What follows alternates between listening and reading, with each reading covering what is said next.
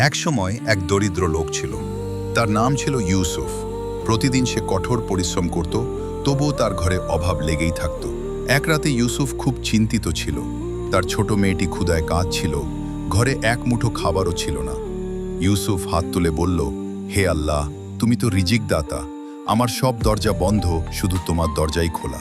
সেই রাতেই সে সিদ্ধান্ত নিল, পরদিন ফজরের নামাজ পড়ে সে নতুন করে চেষ্টা করবে। ফজরের নামাজ শেষে মসজিদের এক কোণে বসে সে কুরআন পড়ছিল। হঠাৎ মসজিদের ইমাম তাকে ডাকলেন। ইমাম বললেন, ভাই, এক ধনী ব্যক্তি সদকা দিতে চেয়েছেন। তিনি কাউকে খুঁজছিলেন যে সত্যিই অসহায়। ইউসুফের চোখে পানি চলে এলো। সে বুঝল আল্লাহ তার দোয়া কবুল করেছেন। সেদিন শুধু খাবারই নয়, ইউসুফ একটি কাজের সুযোগও পেল। দিন বদলাতে লাগলো, অভাব ধীরে ধীরে দূর হয়ে গেল।